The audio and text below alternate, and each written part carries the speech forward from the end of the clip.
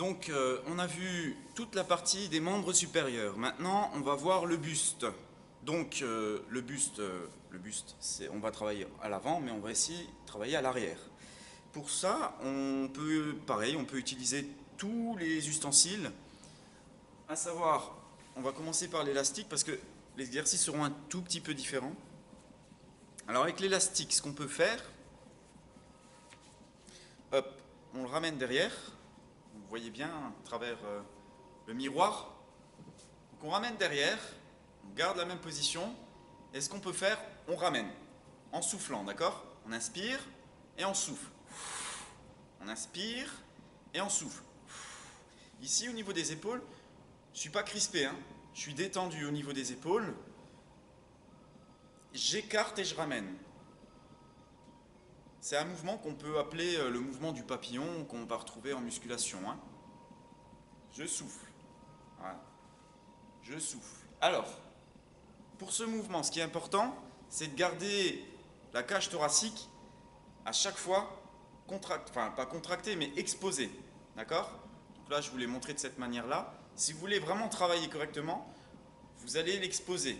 Vous allez exagérer l'exposition de votre poitrine. Et à chaque fois, même quand on fait la contraction, donc même quand on va faire le mouvement, vous gardez la poitrine exposée. C'est ça le petit secret pour avoir une cage thoracique qui soit correcte.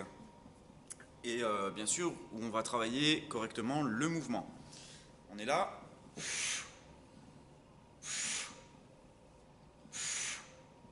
D'accord? Vous allez travailler toute cette partie-là, mais également une partie des épaules, hein. Vous pouvez également le faire sous forme de pompe. Donc vous êtes par terre avec l'élastique. Voilà.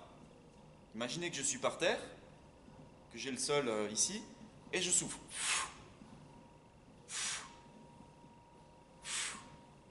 Voilà. Omoplate et trapézoïde, même manière, mais dans l'autre sens. On est là, et je tire. Et j'inspire. Là, c'est la même chose. J'inspire, vous avez compris pourquoi, hein? Donc, j'ouvre la cage thoracique, j'inspire. J'inspire, j'expire. J'inspire, j'expire. Voilà. De cette manière-là, vous allez travailler les dorsaux, les trapézoïdes et les omoplates.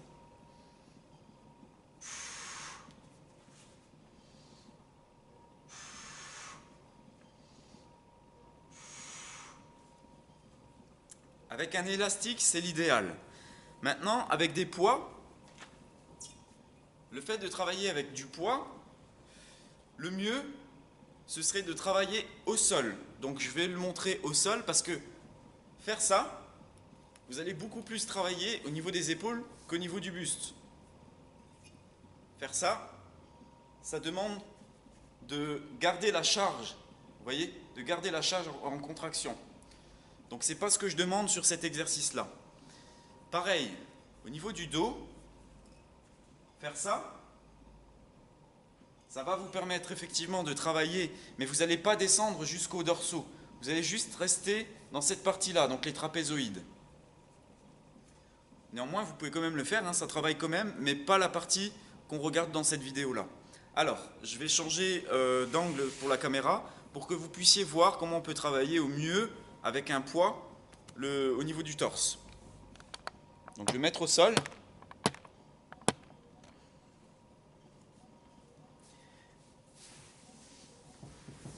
Voilà. Donc, vous êtes au sol, le dos bien droit, les fesses. Donc là, je vais exagérer. Il n'y a pas de creux au niveau des fesses, donc on contracte les abdos pour qu'il n'y ait pas de creux au niveau des fesses. Si vous voulez garder la tête hors du sol, vous pouvez, hein, et vous regardez un point vers le ciel. Ici, prenez vos poids et vous soufflez. Vous les ramenez en l'air. Vous inspirez, vous soufflez. Vous inspirez, vous soufflez.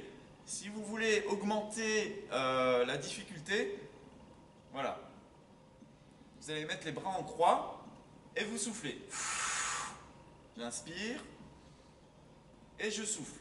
Pareil au niveau des pecs, vous sortez la poitrine. Là, regardez, je rentre pas la poitrine. Je sors, je souffle, je souffle, je souffle et je contracte. C'est mieux, hein. C'est mieux que de rester creusé comme ça et de faire ça. Voilà pour la partie supérieure du buste.